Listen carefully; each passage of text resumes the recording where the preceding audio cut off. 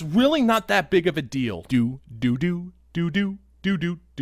So it looks like the world's most mediocre cuck is in some lukewarm water thanks to a physical altercation at the Gay Movie Awards for gay activist actors. This story has taken the world by storm and everybody is talking about it. Major news outlets, independent commentators, even social media activists who are coming online to tell me that I'm a racist for even talking about it. And you know what? I'm glad they are, because that means everybody shares my pain. When I found out about this event, I was so shattered that I couldn't even continue writing blubber whore. Oh, that's my erotic fanfiction about Brian Stelter going to a greasy, filthy, yet oddly tasteful pig roasting orgy. It's pretty compelling stuff, and I don't want to give too much away, but let's just say that Brian Stelter isn't a pitcher or a catcher. He's both at the same time. But once I feasted my eyes on that brutal act of violence, it was clear this was the only thing worth talking about. Because when a cuck slaps a washed up comedian, that cuck is just like Donald Trump, just fucking walking around and slapping people for making jokes about a shitty Demi Moore movie. I mean, just look at that asshole. You are in Ghosts Can't Do It, Donnie boy. Your dog ain't big enough for this fight. I mean, that's literally what he does. I mean, if it wasn't for Donald Trump, we wouldn't be in the mess that we're currently in right now. It's Donald Trump's fault that Hunter Biden left his laptop at a computer repair shop in Delaware. I mean, how do we know that Donald Trump wasn't the man who sold Hunter Biden the Parmesan cheese? How do we know that it was the Parmesan cheese that Trump could have possibly sold Hunter that led to the poor crackhead placing all sorts of criminally damning evidence that proves beyond the shadow of a doubt that both Hunter and Joe Biden both have massive financial ties to natural gas conglomerates based in the Ukraine? Well, we don't. That's why Congress needs to spend billions upon billions of taxpayer dollars on a commission to find out whether or not Donald Trump was behind Parmesan Gate. There's literally no other option here. My own imaginary sources have also verified Donald Trump is also directly related to the off-the-cuff threat that Joe Biden made towards Vladimir Putin. It's not because Joe Biden is cognitively impaired to an obvious degree. No, it's clearly because Donald Trump uses his evil mind control superpower to control Joe Biden's mouth hole. There's proof. When Joe had to refute that statement a few days later, the White House staff were so terrified that Donald Trump was going to strike again that they had to write down word for word what Joe was supposed to say to walk back that off-the-cuff threat. They had no choice. Donald Trump is an evil super genius. Donald Trump is also fat, so can we just blame him for the inevitable food crisis that's about to hit our doorstep? Everybody cool with that? Well, fuck it, we're gonna do it anyway. Come to think of it, we shouldn't even stop there.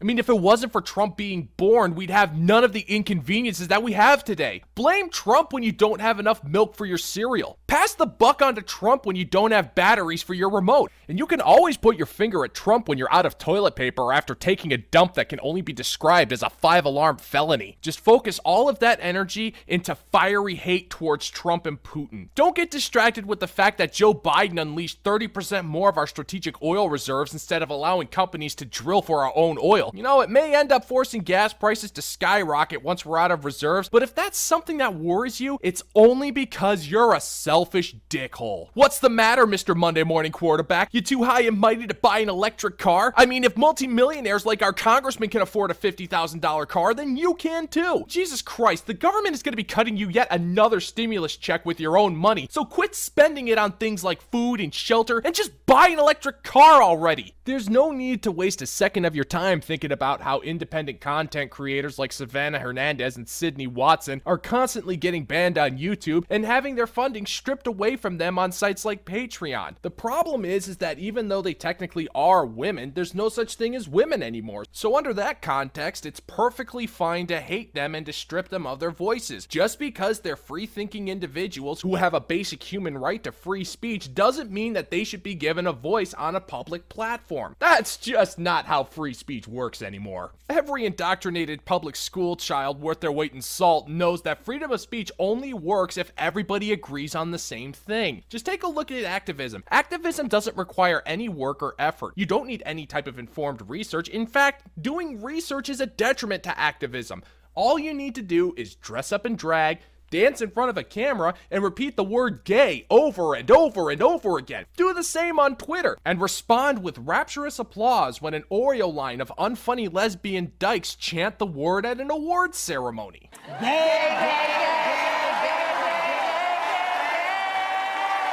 You know, it's times like this I often think about whether or not rationally minded gay people think the exact same thing at the exact same time.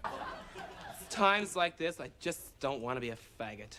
Because when the entire world is imploding and it's going to be too expensive to gas up your car to earn a dollar that's been hyperinflated to the point of worthlessness, and when all of the farmland is owned by a tech mogul pedophile that doesn't produce any food for the plebs, and when the acting president pedophile is trying to get us to support a massive war which nobody wants, and a Bond villain pedophile is openly admitting his plans for world domination while the public sleeps, we can all sleep soundly knowing that we live in a world that's preoccupied with a cuck slapping a washed-up comedian. God bless America.